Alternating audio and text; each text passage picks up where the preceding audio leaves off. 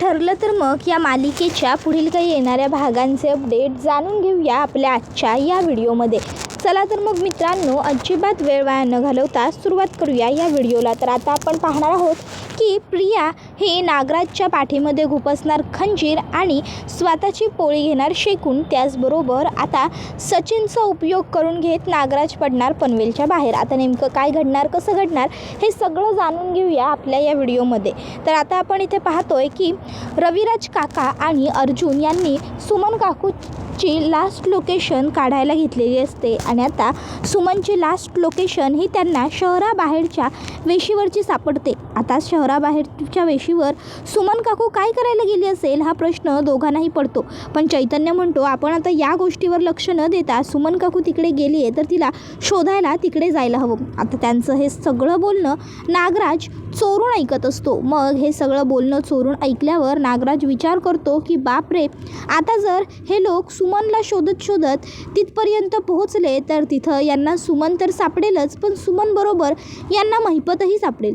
पण मी तर सुमनचा फोन जरा मागेच स्विच ऑफ केला, म्हणजे यांना सुमन एक्झॅक्ट त्या गॅरेजमध्ये आहे हे कळणार नाही. पण जर कळलं तर शेवटी पोलिसांना घेऊन हे तिकडे शोधाशोध करायला जाणार म्हटल्यावर शोधाशोध ही पुढपर्यंत होणार. त्यामुळे मला अशी रिस्क घेऊन चालणार नाही. मला लवकरात लवकर जाऊन पहिले तर सुमनला आणि महिपतला दोघांनाही त्या गॅरेजमधनं हलवलं पाहिजे. काहीही झालं तरी त्या गॅरेजमध्ये त्यांना काहीही सापडायला नको. मग लगेचच नागराज हा घरातनं बाहेर पडतो. पण आता त्याच्या मनात प्रश्न असतो, तो म्हणजे की आपण आता या दोघांना ठेवायचं तर ठेवायचं कुठे. त्याच्या मनात एका क्षणासाठी एक प्रश्न येतो, काय करू, या सगळ्यात प्रियाची मदत घेऊ का? नाही, नको. आधीच मी तिला महिपत प्रकरणापासून लांब ठेवलं आहे, त्यामुळे ती माझ्यावर खार खाऊ नये. उगाच काहीतरी एकामाचं दुकाम करायची मुद्दाम. मग लगेचच आता नागराज एकटाच निघतो काय करायचं ते बघण्यासाठी. त्याबरोबर प्रिया आता नागराजला सुभेदारांच्या घराच्या बाहेर पडताना बघते. प्रिया विचार करते की नागोबा एवढ्या दबक्या पावलांनी घराबाहेर पडतो, याचा अर्थ नक्कीच तो महिपत आणि सुमनकडे चालला असणार. कदाचित सुमन खरोखर याच्याच ताब्यात असली तर मी एक काम करते, मी सुमनला वाचवायला ह्या अर्जुन सायलीची मदत करते. जर मी यांची मदत केली तर मी यांच्या गुडबुकमध्ये येईन आणि मग पुन्हा मला हवं तसं मी वागू शकेन. मग गुडबुकमध्ये येण्यासाठी आता नागराजच्या पाठी चुरा खुपसायचा असं तिने ठरवलेलं असतं. मग आता ती दबक्या पावलांनी हळूहळू नागराजच्या मागे मागे निघालेली असते. नंतर नागराज हा गाडीत बसतो, तो गाडीने चाललेला असतो. आता प्रिया त्याचा रिक्षाने पाठलाग करू लागते. आता प्रिया ही ज्या ठिकाणी नागोबा गेलेला असतो त्या ठिकाणी पोहोचते आणि आता ती पाहू लागते तर काय, तिच्या चेहऱ्यावरचा रंगच उडतो, कारण नागराजनेच सुमनला आणि महिपतला किडनॅप करून ठेवलेलं असतं आणि ते सुद्धा एका बंद गॅरेजवर.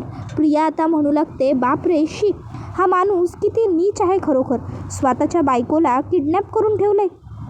बापरे, याच्यासारख्या माणसावर विश्वास ठेवणं म्हणजे नको रे बाबा, स्वतःच्या जीवाला धोक्यात घालण्यासारखं आहे.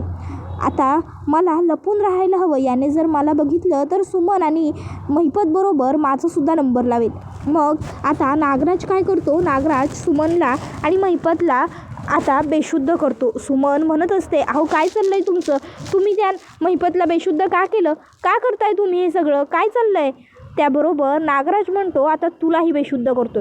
खूप हौस होती ना तुला त्या सायली अर्जुनला सगळं खरं सांगण्याची, त्यांना खरं सांगितलंस ना, मग आता मर स्वतःच्या कर्माने. आता बघ सुमन, मी तुझं काय करतो ते.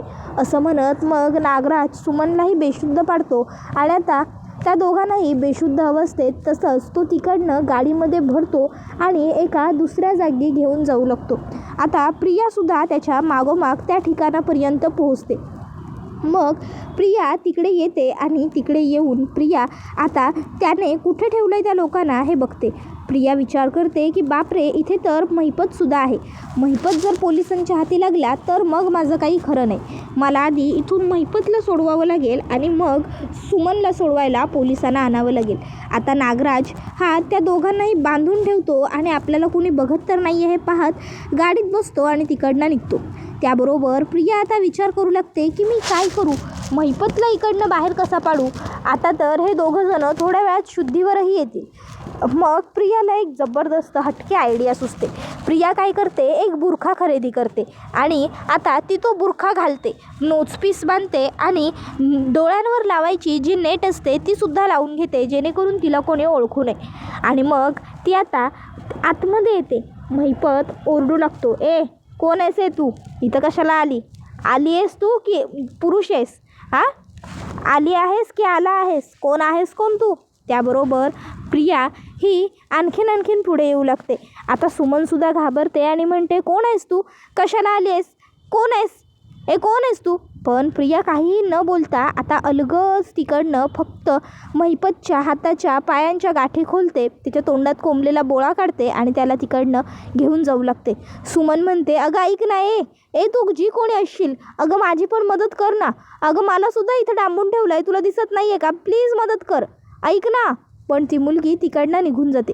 सुमन म्हणत असते, सायली, अर्जुन, अरे कुठे राहिलाय तुम्ही, या मला वाचवायला, नाहीतर माझा जीव जाईल इथे राहून. हे असे किती खालच्या थराला जाणार आहेत अजून. आता महिपतला सुद्धा कळालेलं नसतं की नेमकी ही मुलगी आहे तरी कोण. महिपत कोण आहेस तू असं विचारतो. त्याबरोबर प्रिया आता लगेचच स्वतःच्या तोंडाचं नोजपीस सोडते, डोळ्यांवरचं नेट काढते आणि महिपतला म्हणते, मी तुमची लाडकी चिसुंद्री. अण्णा सर, अहो तुम्हाला त्या नागराजने असं कोंडून ठेवलेलं मला बघवलं नाही, म्हणून मी तुम्हाला सोडवायला आले. बरं आता तुम्ही इकडनं पळ काढा, कारण मला सुमन काकूला सुद्धा सोडवायचं आहे. त्या नागराजला आपण मिळून तुरुंगात पाठवूया. मग प्रिया लगेच धावत पळत घरी येते. आता ती धाप लागल्याचं नाटक करते आणि म्हणत असते, बाबा पूर्णाजी बाबा. त्याबरोबर अश्विन म्हणतो, तन्वी अगं तुला धाप किती लागलाय, काय झालं, तू कुठे गेली होतीस. त्यावर ती म्हणते, सुमन काकू सुमन काकू कुठे येते मला माहिती आहे, मी सुमन काकूला शोधलाय, तुम्ही सगळ्यांनी प्लीज चला माझ्याबरोबर, आपल्याला सुमन काकूला वाचवायचं आहे. मला भीती वाटली म्हणून मी आतमध्ये पुढे नाही गेले, पण आता तुम्ही सगळ्यांनी चला माझ्याबरोबर, आपल्याला सुमन काकूला वाचवायचं आहे, चला. नागराज काकांनी सुमन काकूला कुठं ठेवलं आहे ते मी बघून आली आहे. त्याबरोबर आता रविराज काका तर प्रियावरती नाराज आहेत, त्यामुळे ते म्हणत असतात, हे बघ तू आणखीन खोटं नाटं उगाच आम्हाला काहीतरी सांगून आमची दिशाभूल करण्याचा प्रयत्न करू नकोस. ऑलरेडी आम्हाला खूप सारं काम आहे, आधीच आम्हाला ती सुमन सापडत नाही आहे. त्यावर अर्जुन म्हणतो, नाही सिनियर, मला असं वाटत नाही यावेळी तन्वी खोटं बोलते आणि प्रश्न सुमन काकूंच्या जीवाचा आहे, त्यामुळे आपण न जाऊन असा हलगर्जीपणा केलेला बरोबर वाटणार नाही. आपण एक काम करूया, आपण जाऊया हिच्याबरोबर आणि बघू तर या नक्की आहे तरी कुठे सुमन काकू. त्याबरोबर आता प्रिया म्हणते, थँक्यू अर्जुन म्हणतो, पण जर यावेळी तू खोटं बोलत असशील ना प्रिया, तर एक गोष्ट लक्षात ठेव, तू आहेस, मी आहे आणि काळ कोठडी आहे. आठवतंय ना, मागे तुला तुरुंगात पाठवलं होतं, पुन्हा तुला तुरुंगात पाठवावं लागेल. असं काहीही चुकीचं पाऊल उचलू नको आणि वाईट वागूही नको, कळलं ना. त्यावरती होकारार्थी मान डोलावते. अर्जुन लगेच पोलिसांना कॉल करतो आणि सांगत असतो की आम्हाला सुमन काकूचं लोकेशन सापडले, मी तुम्हाला लाईव्ह लोकेशन पाठवतो माझं, म्हणजे तुम्हाला सुद्धा येता येईल. इन्स्पेक्टर साहेब होकार देतात आणि मग अर्जुन, सायली, रविराज काका हे तिघंजण आणि चैतन्य, त्याचबरोबर प्रिया आणि अश्विन एवढे जण निघालेले असतात सुमन काकूला घरी परत आणायला. रस्त्याने सायली अर्जुनला म्हणत असते, अहो पोलीस येतील ना. त्यावर अर्जुन सांगतो, हो तू काही काळजीच करू नकोस. प्रिया मनातल्या मनात म्हणत असते, वाह काय हुशार आहे मी, म्हणजे शिताफीने महिपतला तर इकडनं मी सोडवलंच, पण महिपत बरोबर मी त्या बावळट सुमनला सोडवून घरातल्या सगळ्यांच्या गुडबुकमध्ये सुद्धा आता आली आहे. आणि नागराज नावाची जी टांगती तलवार माझ्या डोक्यावरती होती ती सुद्धा आता मी कायमची तोडून टाकली आहे. वा वा वा प्रिया वा, तुझ्या इतकं हुशार डोकं मिळायला ना नशीब असावं लागतं, आणि तुझ्या इतकं नशीबवान या जगात अख्खं कोणीच नाही आहे, कारण तुझ्या या डोक्यासारखं डोकं कुणालाच नाही आहे. हे सगळं फक्त तुलाच सुचू शकतं. मग आता ती त्या सगळ्यांना घेऊन त्या लोकेशनवर पोहोचते आणि सगळ्यांना म्हणते, ते गॅरेजच्या आतमध्ये सुमन काकू आहे, चला लवकर. मग आता सुमन काकूजवळ ती सगळी लोकं येतात आणि मग सुमन काकूला ह्या अवस्थेत बघून सायली खूपच घाबरते. ती म्हणते, सुमन काकू. त्याबरोबर प्रियासुद्धा आता नाटक करते घाबरल्याचं आणि प्रियासुद्धा येऊन सुमनला सोडवते. आता सुमनला सोडवून वगैरे झाल्याच्या नंतर मग प्रिया रविराज काकांकडे जाते आणि रविराज काकांसमोर हात जोडत म्हणते, बाबा मला मान्य आहे माझ्याकडून चूक झाली, मी खोटं बोलले, खोटं वागले, पण खरंच सांगते माझ्याकडं तेव्हा कोणत्याही पद्धतीचा पर्याय नव्हता. मला आश्रमातल्या लोकांच्या जीवाचं काहीतरी बरं वाईट करू किंवा तुझ्या जीवाचं काहीतरी बरं वाईट करू अशी त्या महिपतने आणि तिच्या त्या मुलीने साक्षीने धमकी दिली होती. जर मी त्यांची मदत केली नसती ना तर सोमू, मानसी, रश्मी या तिघांपैकी कोणाला तरी त्यांनी काहीतरी केलं असतं. ते म्हणाले होते हो मला शाळेतनं येताना मुलांचा अपघात होऊ शकतो किंवा आणखीन काहीतरी. मला भीती वाटली आणि म्हणून मी खोटं बोलले, पण तुम्ही मला कोणी समजून घेतलं नव्हतं. असो, पण आज तरी तुम्हाला हे कळलं का की आजही माझ्या मनात तुम्हा सगळ्यांबद्दल तितकंच प्रेम आहे, तितकीच आपुलकी आहे जितकी असायला हवी. बाबा तुमच्याशिवाय माझं जग अपूर्ण आहे हो. आता उगाच मोठे मोठे डायलॉग प्रिया मारत असते रविराज काकांसमोर. तर इकडे आता पोलीस आणि सगळे सुभेदार कुटुंबीय त्याचबरोबर रविराज काका हे सगळे त्या गॅरेजमध्ये, म्हणजेच दुसरं जे ठिकाण असतं ज्या दुसऱ्या गॅरेजमध्ये महिपतने या लोकांना हलवलेलं असतं त्या ठिकाणी आता ते सगळे उभे आहेत. ही गोष्ट नागराज बघतो आणि नागराज विचार करतो की बापरे, हे सगळे इथे आले म्हणजे या सगळ्यांना सुमन कुठे आहे याचा पत्ता लागला आणि यांनी सुमनला सोडवलं. नाही, आता मी पुढे जाणं हे माझ्यासाठी खूपच जास्त धोकादायक ठरू शकतं. मी इकडनंच पळ काढायला हवा. मग आता तो तिकडनं बाहेर पडतो. आता विचार करतो की मला सगळ्यात आधी पनवेल सोडावं लागेल, कारण जर मी पनवेलमध्ये राहिलो तर दादा काहीही करेल, कुठल्याही गल्लीकुचीत जाईल, पण मला शोधून काढेल. त्यासाठी मला कोणाची तरी मदत घ्यावी लागेल. कोणाची बरं मदत घेऊ? सचिनचे आणि साक्षीचे, त्याचबरोबर सचिन आणि अस्मिताचे जे फोटो काढले ते कामी कधी येतील असा विचार करत मग आता तो लगेचच सचिनला कॉल करतो आणि सचिनला तो सांगत असतो, हे बघ सचिन, मला पनवेलमधून बाहेर पडायचं आहे आणि मला त्यासाठी तुझी मदत हवी. सचिन म्हणतो, हे बघा नागराज काका, मी तुम्हाला काहीही मदत करणार नाही आहे. तुमचे सगळे पराक्रम मला ऑलरेडी कळालेले आहेत. उलट तुम्ही मला फोन केला होता ही गोष्ट अर्जुन सायलीला सांगणार आहे. त्यावर मग लगेचच आता नागोबा म्हणतो, ठीक आहे, सांग, तू लगेच जा आणि सायली आणि अर्जुनला सगळं खरं सांग. तू त्यांना एकदा का सगळं सांगितलंस की तुझी ती बायको अस्मिता आणि तुझे सासू सासरे, तुझी आजी सासू, त्याचबरोबर ते अर्जुन, सायली सगळ्यांच्या फोनवरती मी तुझा आणि समीराचा फोटो पाठवतो. त्या दिवशी हॉटेल ग्रीन प्लाझा म्हणून येत असताना तुम्ही दोघंही खूप छान दिसत होतात, म्हणून त्या सुंदर क्षणांच्या मेमरीज मी माझ्या मोबाईलमध्ये टिपून घेतल्या. त्यावर तो म्हणतो की घरात सगळ्यांना माहिती झालं आहे आमच्याबद्दल, त्यामुळे तुम्ही कोणाला काहीही भरून चढवून सांगितलं ना तरी काहीच फायदा होणार नाही आहे. नागराज म्हणतो, अच्छा होय, घरात सगळ्यांना माहिती असेल पण समीराला काहीच माहीत नसेल ना. त्या दिवशी मी तुझे आणि अस्मिताच्या ओटी भरण्याच्या कार्यक्रमातले फोटो काढून घेतलेत.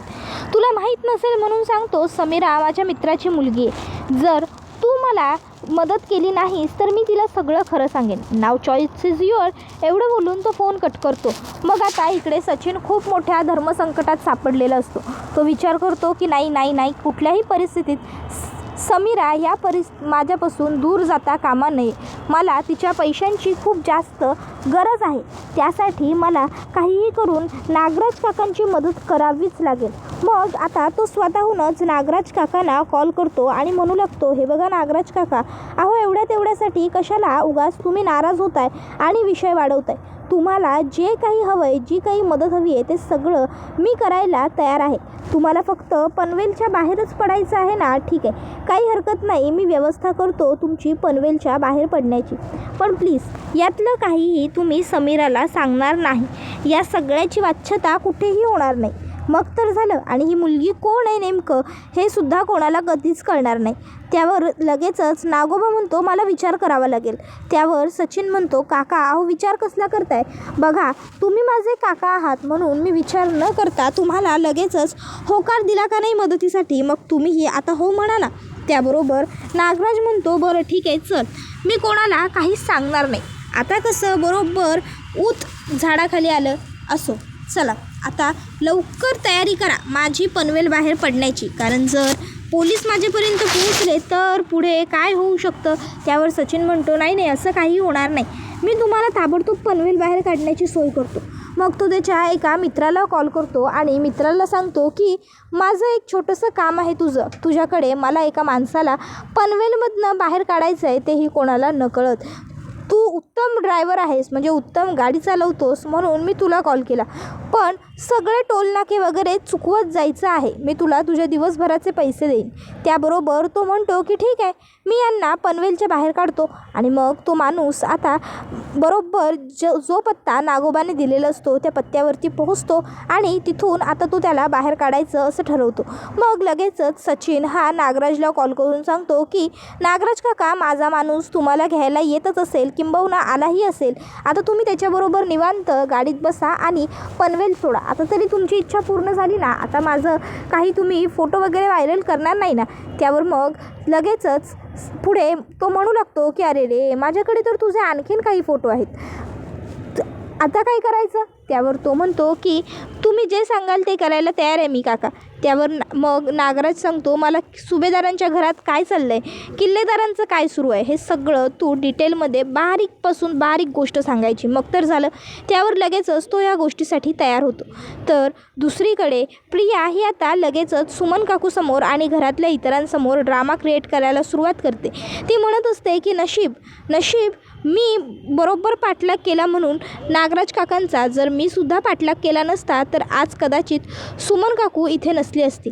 बरं झालं देवा, तुम्हाला सुबुद्धी दिलीस आणि मी पाठलाग केला. आता खरं तर प्रियाची इच्छा आहे की घरातल्या सगळ्यांनी तिचं कौतुक करावं. आता ती तशी ना अशी सगळ्यांच्या गुडबुकमध्ये आलेलीच असते. मग प्रिया म्हणू लागते की हे बघा, मी आत्तापर्यंत ज्या चुका केल्या आहेत त्या सगळ्यांसाठी मी तुमची माफी मागते, पण मी आत्ता सुधारायचं ठरवलं आहे. तर तुम्ही मला सगळ्यांनी एक संधी द्या ना. मी आता सुमन काकूला शोधायला सुद्धा तुमची मदत केली का नाही.